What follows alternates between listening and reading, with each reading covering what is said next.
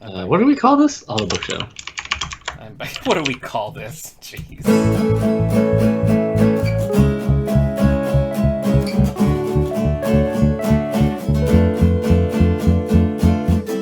Welcome to the All the Books Show, the official podcast of the David A. Howe Public Library, where we talk book news, author news, and literary news. I'm Nic episode 261. Thank you. I wondered if you were going to get that in there. I'm Nic Gunning, though, and you are? Eric Mickles. It's nice to meet you, my friend. How are you doing today? Good. I like that we're just meeting. Yeah. As you said, nice to meet you, but you've already considered me a friend. I do. I can just, I get a sense about people, and I'm getting good vibes. I'm getting good vibes off you. Did we decide if we were going to talk about Shakespeare or dog books this week? We're going to talk about Shakespeare dog books. Huh. Dog adaptations of Shakespeare. That's exactly what I planned for. Good. So good, that's good. all going to work out. Yes. Just maybe we lean more on the dog book side of things today, and we talk about some of our favorite stories with dogs in them.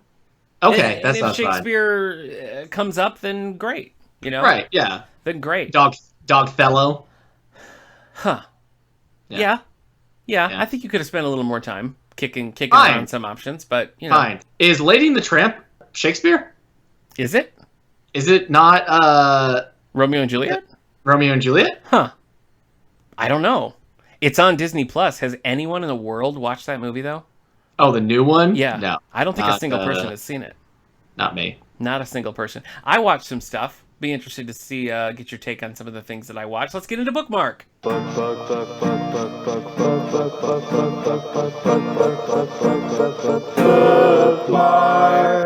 I watched the film Insomnia. Oh, the early Chris Nolan film. That's right. Robin Williams. Al Pacino. Hilary Swank. Paul Dooley, if you want to get technical. Have you seen it?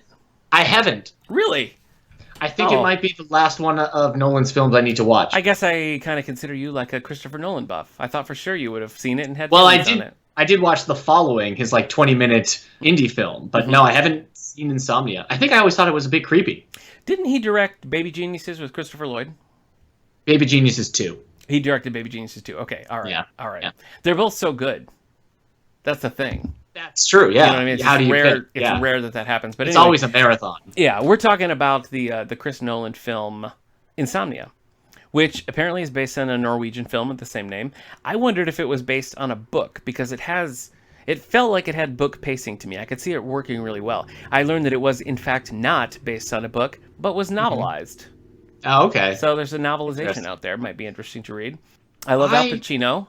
Yes. I'm a big Robin Williams fan.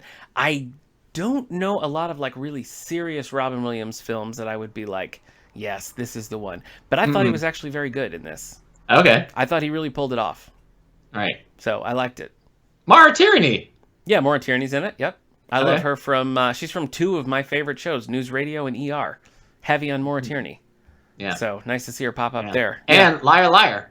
Liar Liar. Yep, that's true. I was a fan of it. I think you'll enjoy it. Okay. Here's my one. I'm looking at his filmography. Mm-hmm. It's the only Nolan film I haven't seen. Wow. Now that I've watched Following. Interesting. You and I were two sides of the same coin. We're a couple of puzzle pieces here. Yeah. Yeah.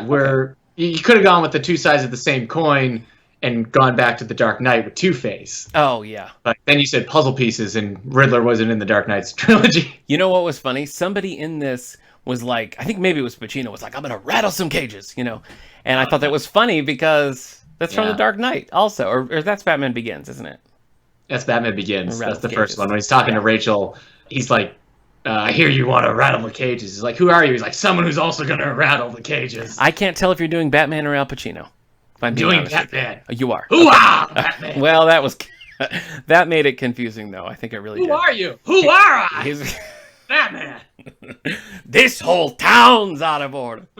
All right. The only complaint that I have is I thought it was going to lean a little bit more in the whole Insomnia vibe of it. I thought there was going to be a lot more like, wait, is this real or is he just having insomnia issues? And that was kind of a non-issue. There. Yeah, maybe you're thinking of Insomniac with Dave Attell. Maybe. Haven't seen it.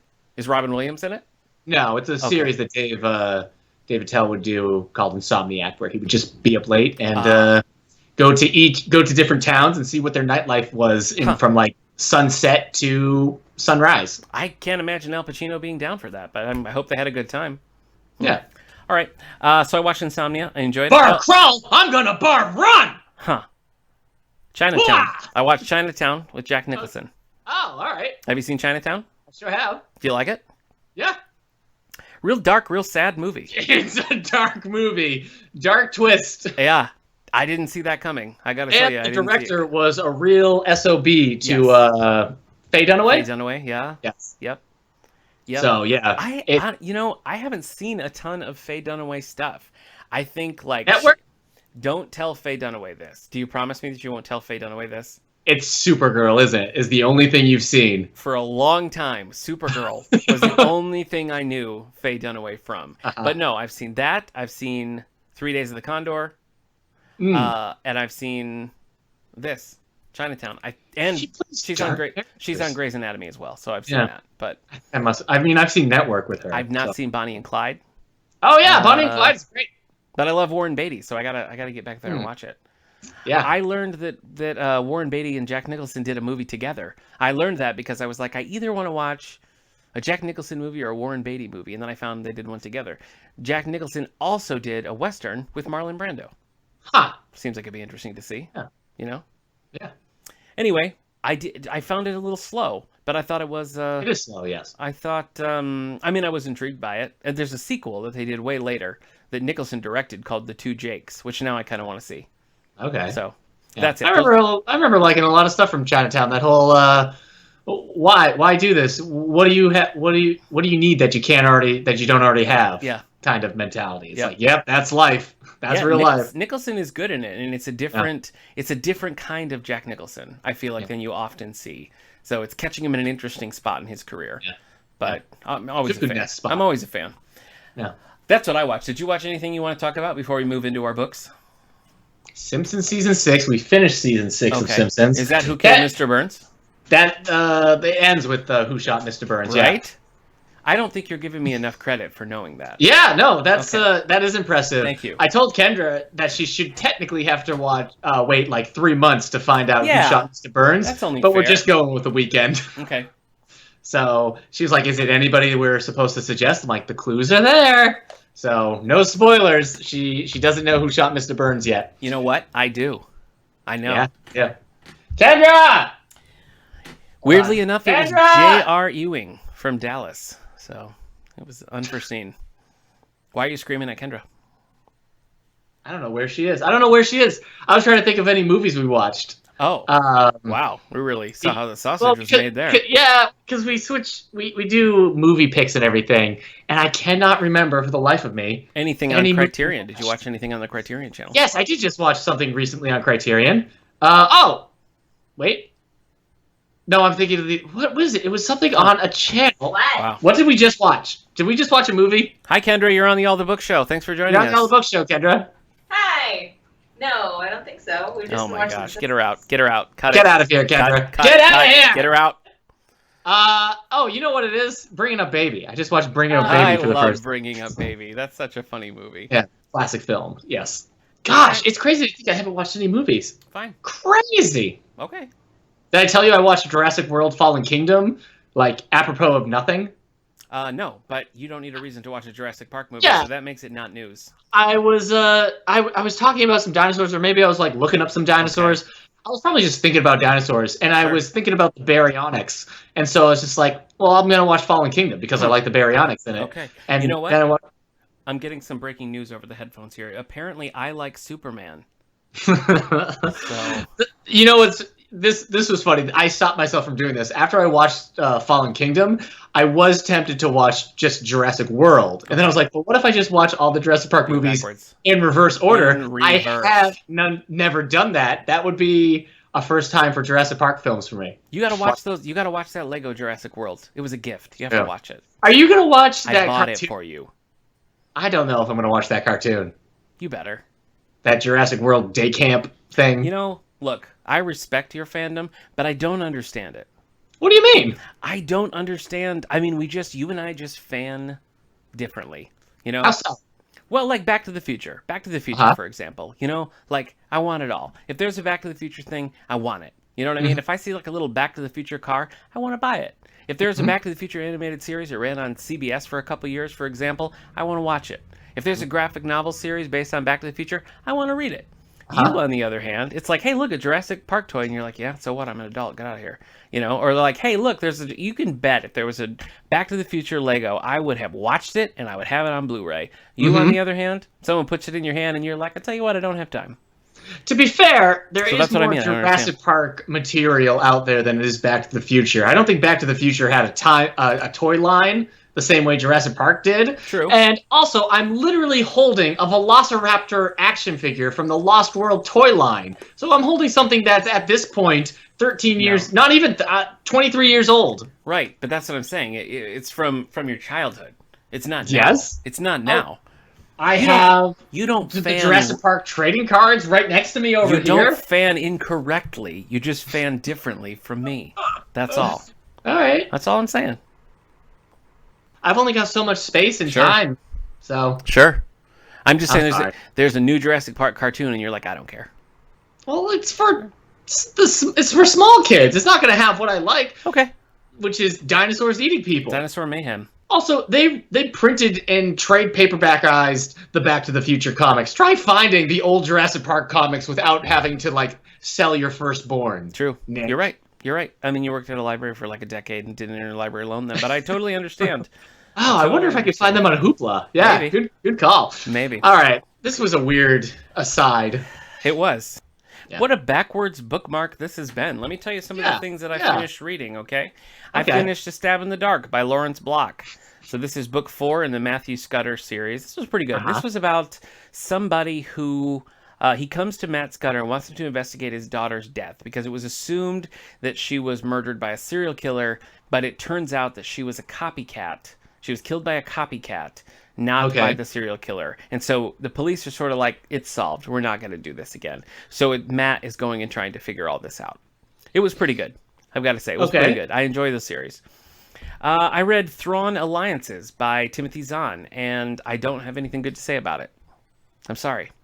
Okay. I didn't really like the first book because this is the sequel to the like Disney era Thrawn book. Okay. And the first book was like just like the early days of Thrawn, and it was kind of episodic. And it just by the end of it, it was like, yes, I've read the Thrawn books. I understand that Thrawn is like a good at strategy. I don't need a whole book to tell me that.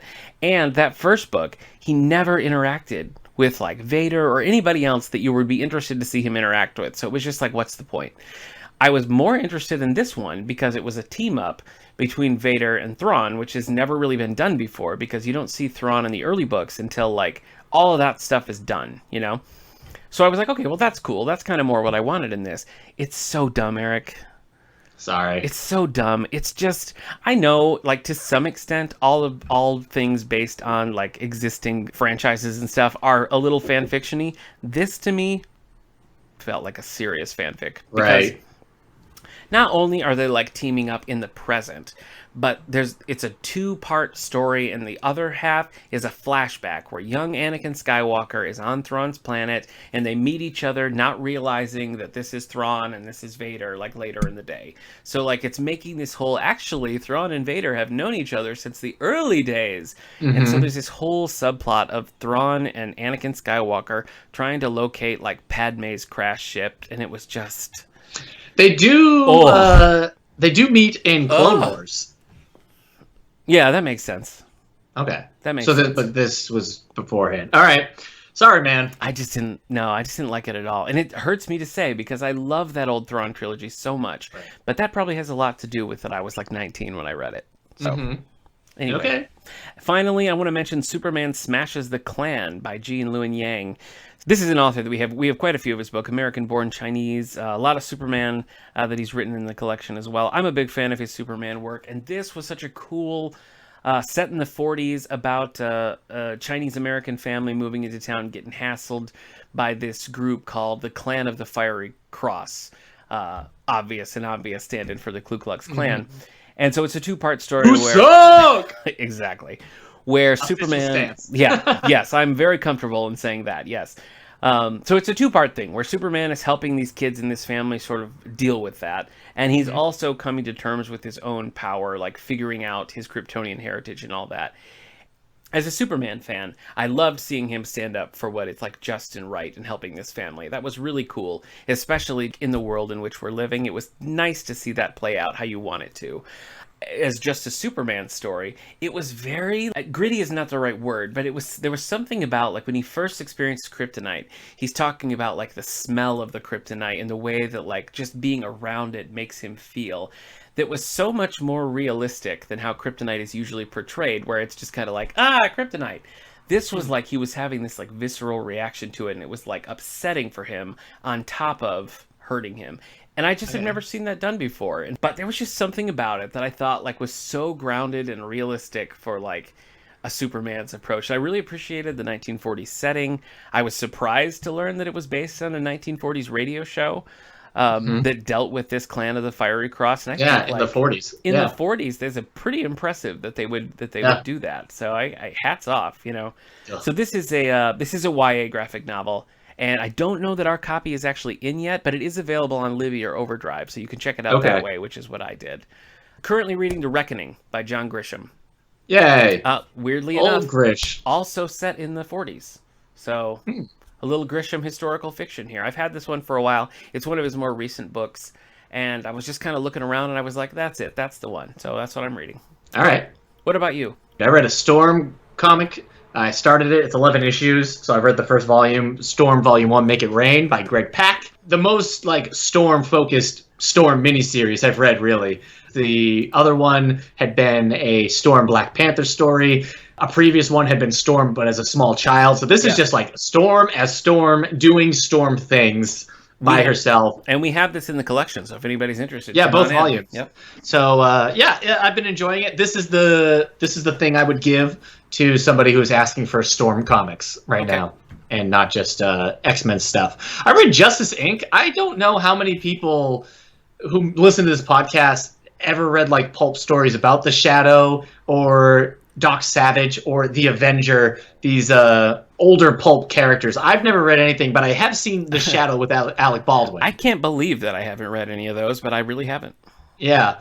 This is the first time they've ever crossed over in 2015. Okay. Wow. The whole tagline is the crossover only took 75 years to become a reality. It's not bad. It's fine. I'd probably like it more if I cared about these characters. Yeah, I was trying to just read something that I thought would be fun and pulpy.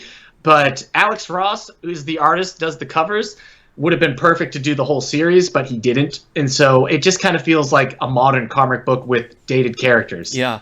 So I don't know. If you grew up reading these pulp stories, if it is strange because you've read John Carter, you've read Tarzan. I have not read John Carter, but I have read Tarzan. Oh, I thought you read the first John Carter of Mars in anticipation for that movie. No, but I love that. The first Tarzan book is in my top 10 all time. Right. I love it. It's so good. Edgar Rice Burroughs. Yeah. As a kid, I really liked Zorro. As a kid, like I dressed as Zorro for Halloween twice. Really? Yeah. And I really liked the Mask of Zorro with Antonio Banderas. I feel like I've never seen the sequel. I have never seen the sequel. You know what, though? I keep wanting to read that Isabel Allende Zorro book. Remember that? We talked about that forever ago. Like the post-apocalyptic one? No, that was a movie. No. This is just like a straight-up Isabel Allende just wrote a Zorro book. So I need to just check that out and hold it in my hand because I always need to read it. So that's that. I read... been reading a Daredevil series by Charles Soule. Mm-hmm. I read Suicide Squad. I got the DC comic app for my birthday, and so I read... I reread, actually, Suicide Squad Volume 1, Trial by Fire by John Ostrander, who is a writer that I tend to love whatever he's writing. His Star Wars stuff. He wrote Star Wars Legacy, the Star Wars comic about the Luke Skywalker descendant 100 years after Return of the Jedi, which is no longer canon, but it's probably like one of my favorite Star Wars stories ever. He also wrote one, this is so strange, it's called Superman the Kents, and it's just a Western about like the Kent family in the Civil War era. Sick. So bizarre. You've never read that, have you? No, I have not. You should check it out. Maybe it's on the app. So I wanted to read the Suicide Squad series for a while. It wasn't in trade paperback until the movie had come out, but they were slowly putting it out. You couldn't binge the series or anything. But they are all out now, and the DC app has all 69 issues, so I decided to read the first volume. We do have a little of the Ostrander Suicide Squad in the collection as well, so if anybody's looking for that, I got some. Definitely the smartest of the Suicide Squad comics. Okay. these days Suicide Squad's a guilty pleasure, but these John Ostrander comics are like a really cool 80s read. Okay. And also the Wheel of Time, book 5. Wow. Chapter a day? And Simpsons season 6. Chapter a day. Are you back to your chapter a day pledge? No. We got to hold your feet to the fire here at the All the Book Show. We really do. I know, I need to. I'm a mess right now when it comes to reading. Understood. All right, well, let's get into some book news. Hit it, Ben. Look into the future to see what it proves. It's time for book news. I wanted to share with you today, Eric. I know we have a long history with Mr. Stephen King, and I want to mention that he's got a new book that they've just announced that's coming out in 2021. This is part of the Hard Case Crime imprint. You remember these books, Eric? They did the Crichton one that we read. Yes. And they've done, this is their third Stephen King that they put out. They put out The Colorado Kid in 2005, which served as the basis for that sci-fi series, Haven. They also put out his 2013 book, Joyland. And now in 2021, the book is going to be called Later, and it is about, it's a crime novel, of course, following a boy with a supernatural ability. So, I like the hard case crime imprint. They tend to take some things by authors that, just interesting things that they're pulling out. They publish a lot of, like, Donald Westlake, different things. They take like early Crichtons, things that were maybe like later day books by really prominent authors that didn't get their due, or maybe were unpublished or published under a pseudonym. They just tend to unearth some interesting things, and so they're doing this new. Did you read Stephen King the book. Colorado Kid? I did. Yep. Okay. Yeah, it's good. And this is the third they've done? This is the third. Colorado Kid, Joyland, and then this one. Colorado Kid is interesting because it's a cold case, and you don't really get the answers that you're looking for. So it's kind of got a divisive, when you look at the reviews, people are either really frustrated by that or they dig it. And I guess I knew going in that it was about a cold case, so I liked the way it was structured. I thought it was cool. But I've not seen the show, Haven. I've not seen that, so I don't know. Anyway. That's Later. Oh, yes! I do remember finding that out because somebody had suggested I watch Haven. Yeah. And had mentioned, yes, that was what it was based on. Interesting. Okay. Yep. That's it for my book news. You want to share this the book list that we're looking at this week, Eric? We've got the 12 best Indian novels that everyone needs to read. If you can't travel there, the next best thing is to delve into one of these works of fiction. The article is by Emma Lee Potter of The Independent. All right, take it away. All right, on this list is A Fine Balance by Rohinton Mistry. It's set in 1975 when the Prime Minister Indira Gandhi declared a state of emergency due to civil unrest. So, if you're really craving that that civil unrest, state of emergency storytelling, we've got you. Yeah. All right, next up is A Suitable Boy by Vikram Seth. Published by Orion in 1993. This huge tome, one of the longest novels published in a single volume in the English language. Wow, really? Is a much-loved classic. All right, set newly independent post-partition India, it follows the stories of four families, focusing on Rupa Mehra's efforts to arrange the marriage of her spirited student daughter, Lata, to a suitable boy. The first screen version of this epic story is currently being filmed in India and will be shown on BBC One in late 2020. Oh, interesting. Now I need to see how big this book is. It's the biggest book, one of the biggest books in the English language. I guess, yeah. The God of Small Things by Urudhati Roy, 1997. Set in the southern state of Kerala, it relates the childhood experiences of twins Estha and Rehal, who see their worlds shaken irrevocably by the accidental death by drowning of their visiting English cousin. Yikes. Won the Booker Prize. Yeah. Midnight's Children by Salman Rushdie. Salman Rushdie. You know Salman Rushdie. Rushdie. I mean, not personally. My wife did meet Salman Rushdie personally. That's all. I do know. At a writing conference. Salman Rushdie, you're not familiar with, like, Satanic Verses or... Mm-mm. I've never read Salman Rushdie, so here, I'm not pretending like I'm an expert, but... Born at the stroke of midnight, at the precise moment of India's independence, Salim Sinai, the novel's protagonist, is one of 1,001 Midnight's children, all who have special gifts and are telepathically linked. Ooh, interesting. The Inheritance of Loss by Kiran Desai, set in 1986, the year I was born! Oh!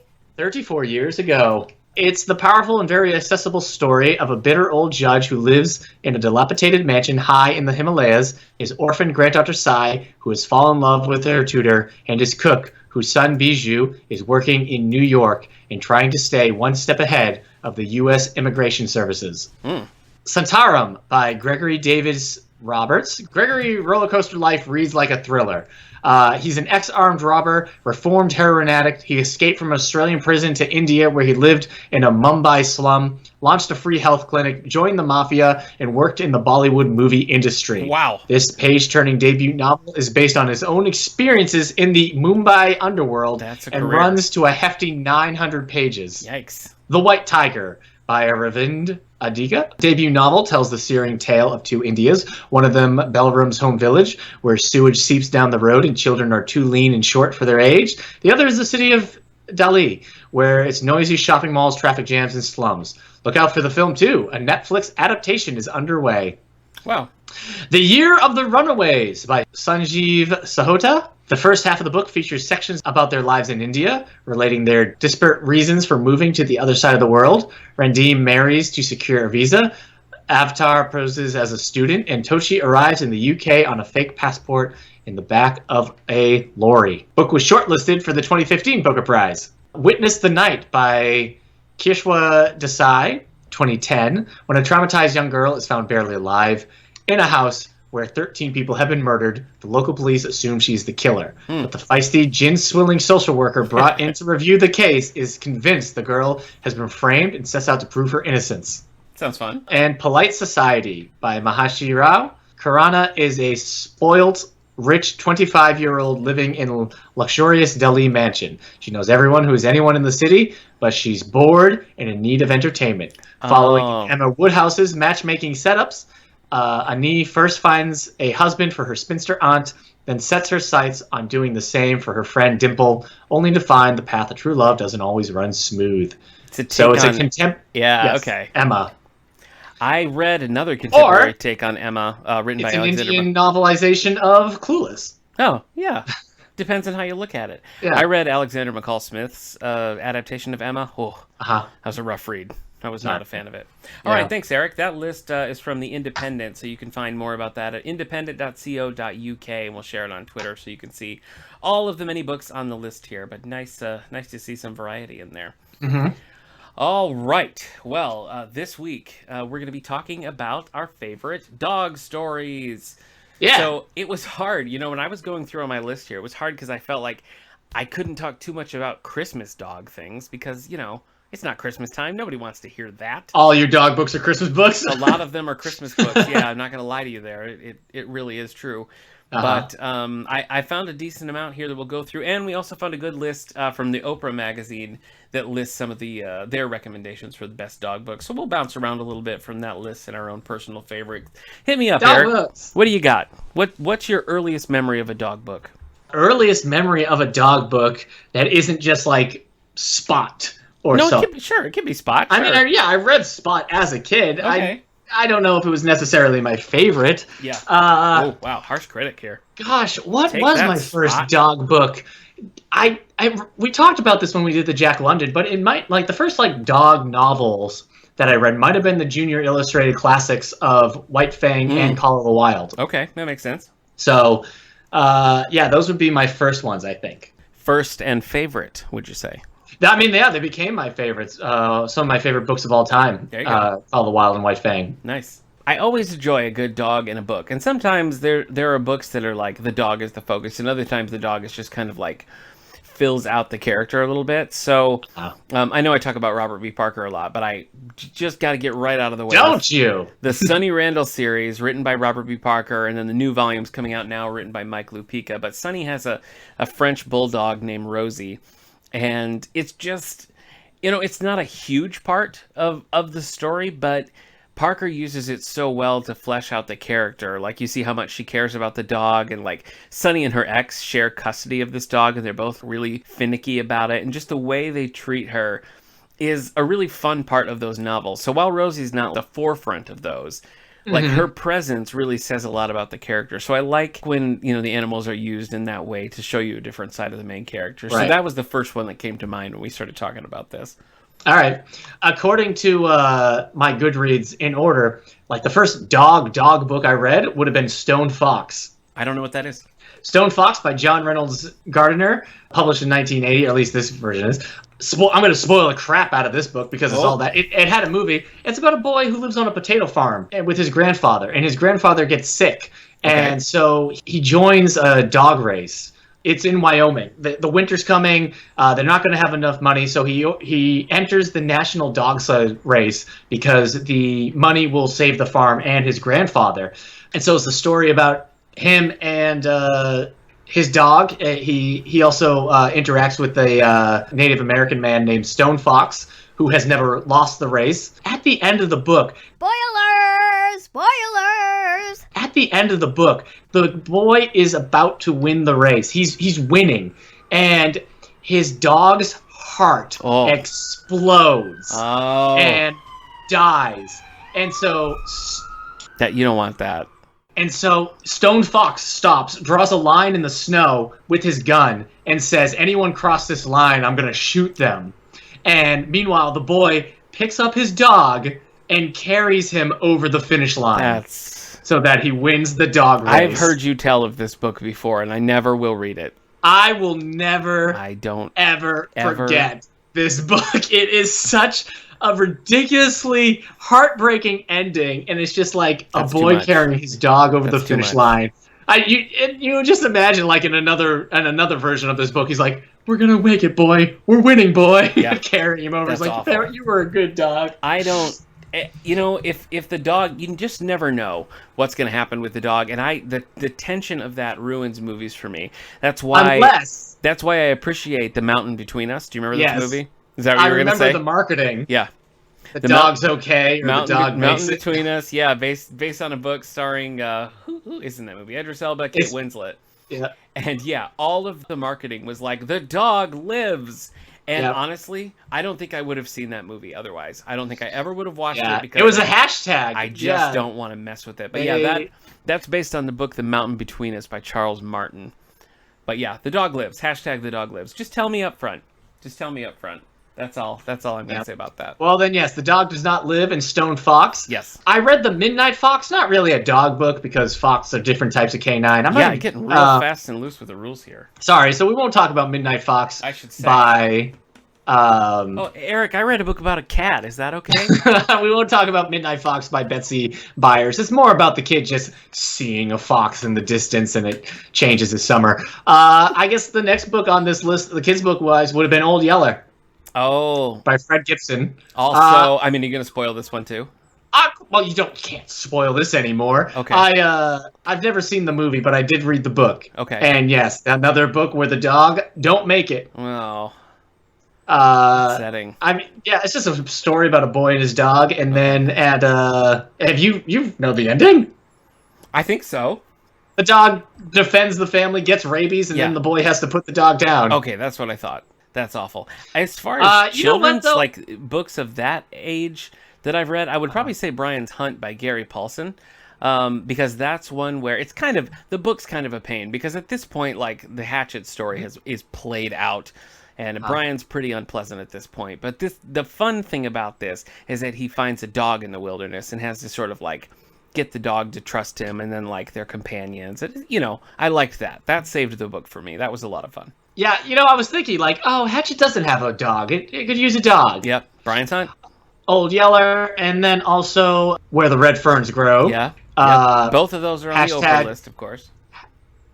Not all the dogs make it. There's 2 dogs. Okay. I believe one of the dogs... it's been so long since I read it, but one of the dogs dies fighting a bear. This is too much for me. And then I think the other dog just dies of a broken heart. Okay. Let me tell you... So, it lost the will to live. Yeah, apparently. You've never read Where the Red Fern Grows? No, I haven't. And nor have I seen the movie. It's a brutal book now. Yeah. Because the boy wants to get into raccoon hunting, and that's why he gets his dogs. I mean, depending on how you can handle this stuff, he describes like what you do to raccoon hunting, like how you trap a raccoon and how you like club it and everything. It's just like, geez. Unless it's hashtag the raccoon lives, I don't think that's one for me. No, the hashtags don't live. Let me tell you a few from the Oprah list. All right, so this is at oprahmag.com/entertainment/books and so on. But the first on the list is the story of Edgar Sawtell by David Robleski. This was an Oprah's book club pick, and it follows a character who has to learn to survive survive on his own in the wild with the help of 3 dogs. He's overcoming a tragedy, and it's just him and these dogs out in the wild, working together. So that's one that I've wanted to read for a long time, but have never actually read it. The Oprah list has A Dog's Purpose by W. Bruce Cameron. This is about a dog named Bailey who discovers the purpose of his own existence through his impact on the humans he loves. This was the one that had the film based on it. I haven't read that one, but I have read A Dog's Way Home, and that book is crazy. It's kind of set out, it's put out there like it's going to be a Homeward Bound style book where the dog gets separated from his family and they like move to another state and the dog goes and finds him. This dog goes through some hardships. At one point, the dog is tied to a dead hobo and is just trapped, tied to this like corpse. It's not a heartwarming book. I don't understand why people like it. I hated it a lot. Oprah didn't put that one on her list. She put A Dog's Purpose. Of course, Call of the Wild's on there. Because of Winn-Dixie by Kate DiCamillo. Did you ever read that one? I know that one's, what was that, Newberry, I feel like. No, I haven't. Yeah, that's one of the girl and her dog books. Yep. So no, I have not. It was not one that we read in school. I never read or watched Marley and Me, which is also on the Oprah list. I don't have that in me to watch. Red Fern Grows right there. Art of Racing in the Rain by Garth Stein, also on the list. No. That was the one that you said a movie not too long ago. In school, 4th or 5th grade, I read Shiloh. Oh, okay. By Phyllis Reynolds Naylor. Yeah. It was a very sad and frustrating book because it is basically about a boy trying to rescue, oh my gosh, he looks like my dog, trying to rescue a beagle from a bad situation. I don't remember. It's been I don't remember how descriptive the bad situation is. Like the beagle was trapped in a loveless marriage or something, and Shiloh was trying to get him No. out. Okay. His owner, Judd, is a bad guy. Oh. I think he keeps him tied up, maybe starves him. I don't remember if he... Oh my gosh, looking at this cover, it's just a young beagle puppy. Yeah, my beagle is super annoying, but at the same time, every time I see a picture of a beagle, I'm like, that's my beagle. Okay. There's a dog book called Wish by the person who wrote How to Steal a Dog. Yeah, Barbara O'Connor. But it's a cover with just a beagle puppy on there and a little girl, and I'm like, oh my gosh, I can't read this. I've rejected. We had to watch the movie Shiloh in school. Book club picks because I read and it was like a dog gets hurt in this, and I was like, no, I don't need that weighing on my heart. The benefit of Shiloh is the dog does make it. The boy ends up working and doing a lot of jobs for this guy Judd. Okay. And earns it. He earns it. And at one point, you think that maybe Judd isn't gonna keep his promise, but he does get to keep the dog and raise Shiloh. And then Shiloh was a whole bunch of books. You get a Shiloh Christmas, Shiloh season, Saving Shiloh. Why do you got to shade? Is Frankie Muniz in that movie? Am I thinking of the right thing? You're thinking My Dog Skip. You're right. Which is sad. Made my sister cry up a storm. My youngest sister, 10 years younger than me, she saw this as a kid. Skip lives. There's a scene where they're fighting some crooks, and one of them hits Skip with a shovel. Oh my gosh! And Skip is done. Wow.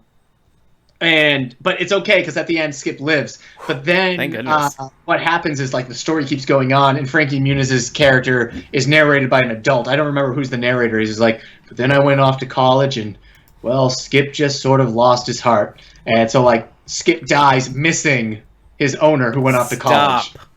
Don't tell me these things. The narrator's Harry Connick Jr. Okay, my wife will not let us watch Hachi. Oh, makes sense. Yeah, that's the story about the dog. No, don't even say it.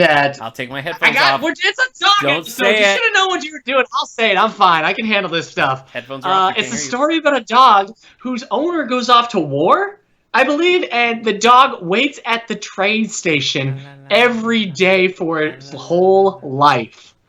So sad. All right.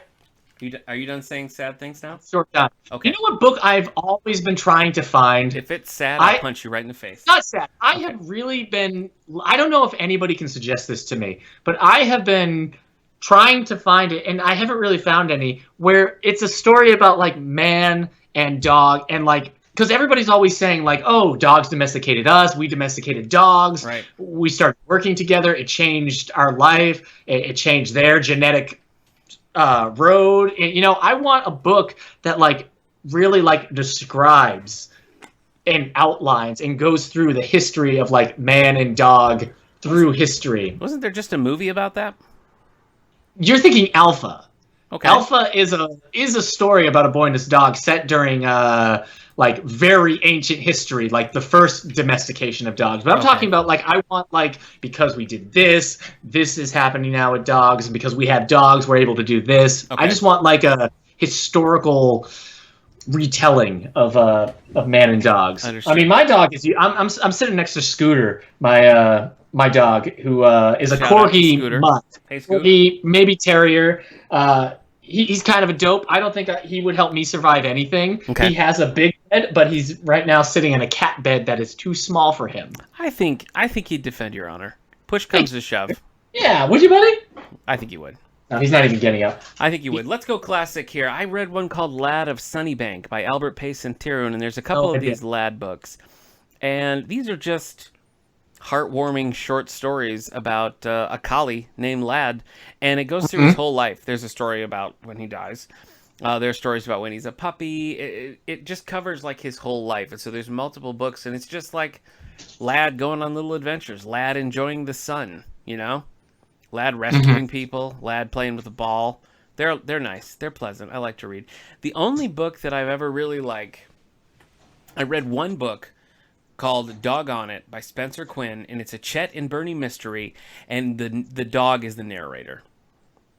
It's the only book series I've ever read like that. And you know what? It worked better than you'd think it would. I've only ever read the first one, but I intended to read more, and probably will now because of this episode. But you'd think it would be a little too precious, but no, I think you found just the right tone for it, and it worked pretty well. So I like it. Okay. Yeah. Jake's first morph in Animorphs was his dog Homer. Okay. He turned into one. I think it's supposed to be like a golden lab that he transforms into. Okay. And it's just so sad. I got the book. It's in the closet. It's funny because when they turn into an animal, depending on the type of animal they morph into in Animorphs, they get kind of taken over by the animal instincts. And the dog is just, when he turns into Homer for the first time, and he's not when he turns into his dog for the first time and he's not prepared for it, he's just overwhelmed by all the dog stuff. Like, he's happy or he's sad. It's it's all these emotions, and he's talking about how, you're not colorblind, but you just don't care about, colors. That just doesn't mean anything to you. And at one point, Jake's brother comes in, and Jake's not there, and he's like, bad dog, because Jake is the dog. He's like, bad dog, no bark, bad dog. And Jake, as the dog, is like, bad dog? I'm not a bad dog. I want to be a good dog. And it's just like, oh no, it's just so hard. Happening. It's happening. Dog. He doesn't know. He's a good boy. So, all right. Always fun when the Animorphs turned into dogs. They were always like, the world to them was just so exciting. Yeah. Everything was just, at 11 for them. Yeah. I mean, when you got Hork-Bajirs on your case, you really want to chill as a dog. Just it does seem kind of like a good use of therapy. Well, I got a couple of graphic novels I want to tell you about. Oh, really? Science Dog by Robert Kirkman. Right. Eric, have you yes, I have heard of you heard of this? Dog. Okay. Please continue. All right. So about science. Image Comics has a long-running series called Invincible. And in the comics Invincible, they're always reading this comic book called Science Dog. And so Robert Kirkman and Image Comics put out it's maybe 2 or 3 issues. It's a very slim volume of the actual Science Dog comic. And it could just be just kind of a write-off, we made Science Dog, isn't it cute? It is weirdly good. It's a time travel story. It goes darker than you'd think, and really they're not phoning it in at all. It's a really, really good story about Science Dog, the main character from this fictional comic book series within the Image Comics Invincible universe. And it's cool. I like it. So that's kind of honorable mention because that's an anthropomorphic dog. Also, got to mention Crypto the Super Dog. I mean, Superman has a pet dog, The old Filmation cartoon, Superboy's always kicking around with Crypto. Mm-hmm. 6 issue Crypto got his own series that lasted 6 issues. Uh-huh. So, I love Ace in Batman Beyond. Oh, sure. Yeah. Why can't you handle sad dog? All dog stories are inherently sad. There's some because sadness dogs to it. are so good. Yes. That's the thing. No matter Dogs, how nice dogs the dog being story like is. sad and confused is the most heartbreaking thing that there is for me. I can't handle it. I don't want to talk about it, but I do want to tell you about my final graphic novel selection here, and that is Dogs of War by Sheila Keenan with illustrations by Nathan Fox. This is one I want to say you even bought this for our collection. Do you remember this one? It is about. Oh yes, it's for the story about dogs in the military. Yes. Yes. Yeah, I do. It's just really good. You know, like Yes. you're seeing war from the perspective of these dogs, and it's just it's oddly effective. I think it's really good. So that's one we have in our collection. Yeah. It's weird that we're doing this on National Cat Day. It is weird. It seems disrespectful in a way. I haven't read a lot of cat books. To the cats. And cats are so aloof and so independent. Yeah. That if without us, they're fine. Yeah, that's the silver lining. They don't care. They don't care that we're doing this on Cat Day. They don't care about Cat Day. They don't care about days. When, you know what? I didn't even talk about this before. Dog books. Before I read them, it just goes back to the original Lassie show. Sure. That I watched as a kid. Yep. That would be like, I almost think it's like the first fictional dog anything I experienced. So, and I bet you part of me thought Lassie was like real. Yeah. As a kid. I'm sure all of it did, and I think part of you still hopes it is. So, listen, I never got to have dogs as a kid. Understood. We always rented. We always lived in apartments. You rented dogs? No, Nick, we didn't rent dogs. Oh, okay. We didn't even have cats until I was about like 14. And so no dogs in my life. I had friends who had dogs, and I had family who had a dog or two. And it wasn't until I was married and we moved into an apartment in Florida that let us have a dog that I got old Scooter here. Scootity Scoot. So Scooter, I already talked about it, but he's my first dog, my first like real dog. That's and he's been a pretty good dog so far. I got him in 2014 at a dog fair, which is weird. We just went to a dog fair, paid $30, and left with Scooter. Left with Scooter. Wow. We didn't have to do anything. Wow. But he's pretty good. And now we have 3 dogs, and I can't see a world where I don't have dogs. I have 2. Yeah. I have a Shih Tzu Pomeranian dog named Arbuckle, who we've had for since he was a puppy, so like over 10 years now. And then we have a mix like dog who is her name's Meredith, and sometimes they get along and sometimes they don't. Yeah. Meredith is such a weird pattern. It has that like kind of like wild, I don't know, like a Australian dog.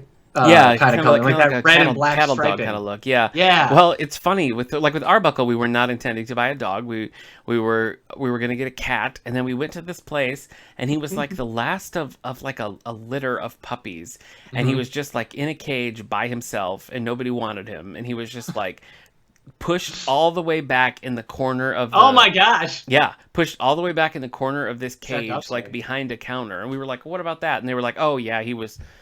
Just nobody wanted it. So I was like, give me that dog. I remember when you got Arbuckle.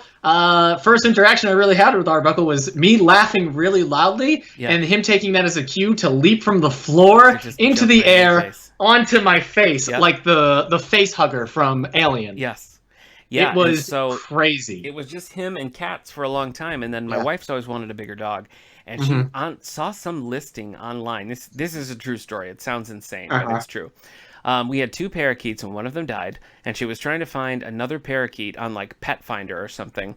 And we ended up with this like big, bulky dog who we named Meredith. Meredith is a replacement for a dead parakeet. So my wife just saw her online and was like, "We have to go see this dog," and we left with her. And Scooter was an only dog for a few years. Time will tell if that was a mistake. 2 years he was an only dog. Our Corgi mutt, who's more like terrier in shape, but Corgi in stature. Okay. And then Kendra was working with somebody who was fostering a beagle whose owner who had gone to prison and lost custody of him and everything. Oh, wow. So we're like, sure, we can look at a beagle. And Sniffers has a sad story. Yeah. But yeah, so we have him. He's like, he's like a pure beagle. But he's old too. Him and Scooter are like the same age. And then we have like Statler and Waldorf from the Muppets, basically. Yeah. And then we have Sophie, who is 6 years old, a 6-year-old golden retriever, who was my in-laws' dogs, but they couldn't keep him when they moved. So we took Sophie in, and she's been living with us for about 3 years now. Wow. You know, it's funny. Like, So, yeah. Arbuckle, Big old dog. Arbuckle is a little dog, and our son has just like never really warmed to him. You know, he's just kind of like whatever. And then we got Meredith, who's much bigger, and at first he was kind of like afraid, but now he just loves her, just like loves her. She's his favorite. It's crazy. I love Sophie's. Sophie's a big dog. I want a bigger dog. I want. Oh, you and my wife. My wife wants a dog that's bigger than her. She would take it.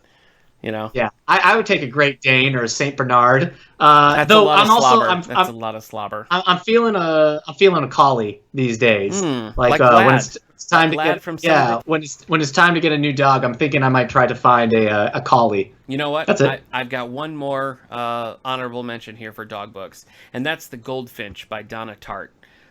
This has, this is that's why I said honorable mention, because The Goldfinch is not a dog book, but at the center of it, the main character is just a kid who cannot catch a break. And he's kind of shuffled around from person to person who he's supposed to be living with.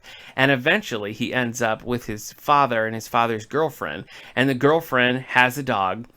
And they don't care about the dog. The dog's just kind of like around. And so the kid just sort of like adopts the dog and starts taking care of the dog. And like the dog, who they name Pop Chick, is like really like the one bright light in this kid's life. And it just becomes like this really crucial part of his development as a character in the novel. And so, like, you know, I love that little dog in the story. So that's, while not technically a dog book, it's worthy of honorable mention. I'll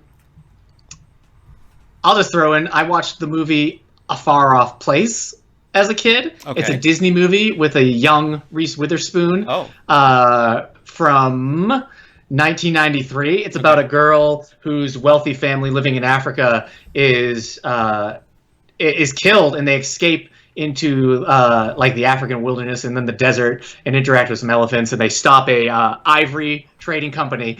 But I remember watching the movie, and they have a dog at the beginning, and then the dog just isn't there at the end, and I was concerned. And that's it. I don't think it was ever explained. I don't think they ever talk about show what happens to the dog, but I just remember the dog wasn't there at the end, and I was like, what the heck? You got to know. You need your answers. Yeah. Wow. Yeah. I have to go and pet my dogs now, so we got to wrap this up. Yeah. Scooter, come here. Scooter. You're a good puppy. All right. That's going to do it for this week's episode of the All the Books Show. Thanks for tuning in and joining us, and we'll see you next time. Bye, everybody.